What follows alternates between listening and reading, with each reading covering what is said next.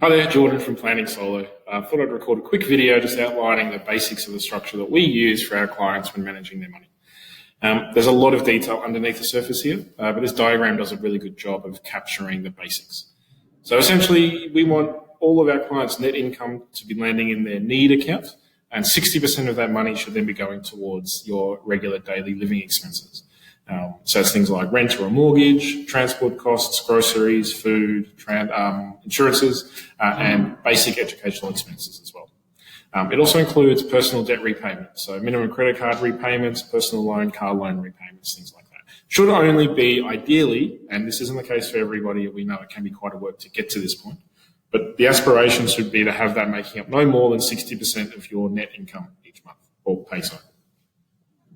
Of the remainder, 10% gets diverted into the short-term wants account, which we've called SMILE, which are things like morning coffees, lunches, going out with friends, drinks, clothes, all that sort of stuff that you don't need to buy, but it makes life a bit more interesting. But we also want that to only constitute 10% of your regular income. Another 10% should be going into your long-term wants category. So that's the joy account.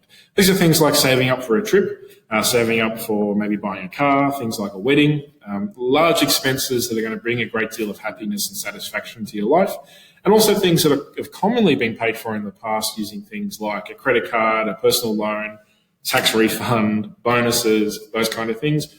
Ideally, we want our clients to get to the point where they're spending that with their own cash, and it's just a really, really empowering way to approach it.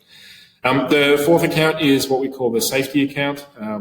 Some of you may be familiar with Scott Pape, the Barefoot Investor structure. This is very similar. It has borrowed a fair bit from it, but we've individualized it as much as we think in our experience is suitable.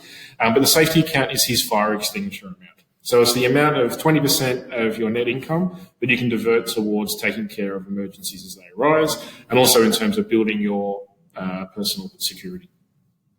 So we recommend that our clients first off use that 20% to build up a buffer, and we recommend at least 1 month's worth of living expenses or $2,000 in that account, whichever is greater. Once that's done, we then tackle the debts using the Snowball Method. I recommend you Google that. There's a lot of detail online about it. There's two options broadly, Snowball or Avalanche is kind of the other term. We advocate the Snowball the method.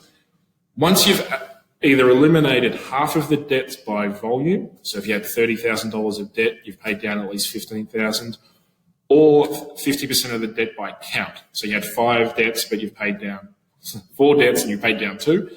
Then we recommend you shift that safety stream to the big buffer objective, which is 3 months of living expenses and security. So as you're building that, once that's done, then we get back onto the debt position and start hammering down those debts by rediverting that safety stream until that's gone. Once that's gone, then it's moving on to the mortgage. And either paying off the mortgage as quickly as possible or building a deposit as fast as possible to purchase a house if that's your objective. That then plays into the idea of building for the future. And there is a balancing point that we work out for our clients where are you better off paying the mortgage off completely or diverting the entire safety stream towards the mortgage or towards investing for the future or somewhere in between? And that in-between point is what we help people calculate. What I've found in my experience by executing this structure and automating it as much as possible, you eliminate a lot of the stress and worry that people have about their money. And by having those proportions and ratios in place, it gives people benchmarks to work towards because very few people actually fall into the 60-20-20 structure immediately. It takes a bit of work. But by doing so, by making that slow and steady progress, by getting those wins, people can really make huge improvements to their financial position without doing anything particularly dramatic, just by exercising really good sort of financial hygiene. So that, in a nutshell, as quickly as I could possibly do it, is a breakdown of the money management system we advocate for our clients. Like I said, there's a lot of detail here. It's very general in nature. Do not make any changes based on this discussion. Definitely obtain financial advice in writing before you make any changes to your position. Thanks very much.